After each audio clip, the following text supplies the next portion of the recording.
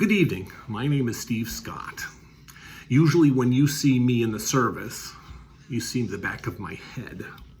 I'm the guy that sits in the front on the right-hand side of the sanctuary and advances the slides for the screen. Usually things go well when I advance them, but sometimes, however, there are glitches, just like in real life, just like in, live theater. What you may not know about me or my family is that theater has always been an important aspect about what nourishes our souls. To me, theater is a mirror reflecting life and the world back upon us.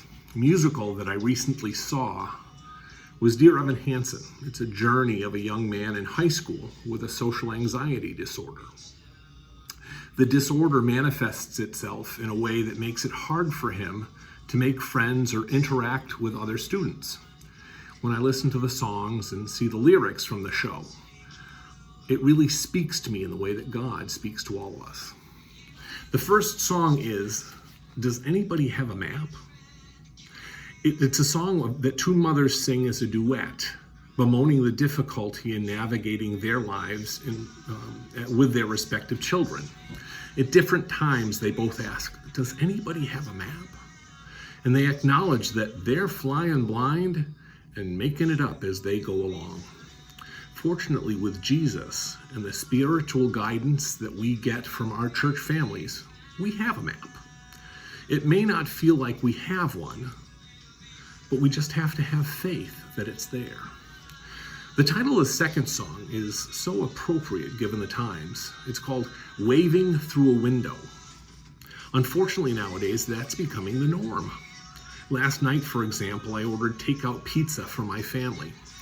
I was told that I couldn't pay for it with cash and that I needed to call them when I arrived to pick up the order and they'd bring it out to the car. The woman that brought it out was wearing a surgical mask for her protection, and she handed it through the window to me. Nowadays, we're not able to talk to people directly, but instead waving through a window to share important moments for the sake of social distancing. The song says, waving through a window, I try to speak, but nobody can hear. Again, fortunately, Jesus can and does hear all that we speak about and all that we pray about. At the end of the first act, the song that in my mind is the anthem for the show it's sung. It's called You Will Be Found. The lyrics are amazing. They start out, so maybe let that feeling wash away. Maybe there's a reason you'll be okay. Because when you don't feel strong enough to stand, you can reach out your hand. It goes on, even when the dark comes crashing through. When you need a friend to carry you, when you're broken on the ground, you will be found. And toward the end, it repeats, you're not alone. You're not alone. During the musical, Evan, the main character, is caught telling a lie. And in the process of trying to apologize, he recognizes that his words fail.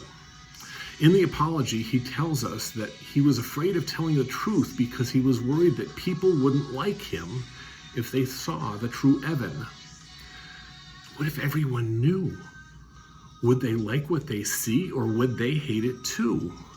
And sadly, in those words, the character is telling the audience that he doesn't care for himself.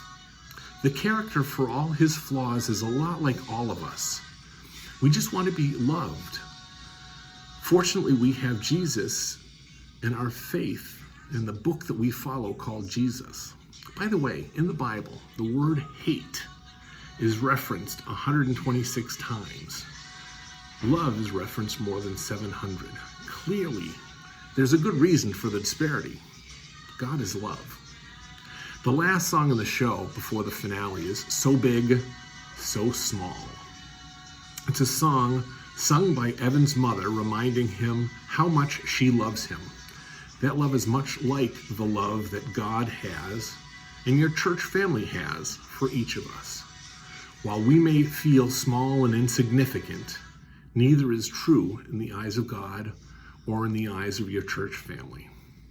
During these times of social distancing, we're all staying in our homes, trying to stay at least 6 feet apart, sometimes wearing gloves and sometimes masks, not experiencing the human touch that we all so often crave.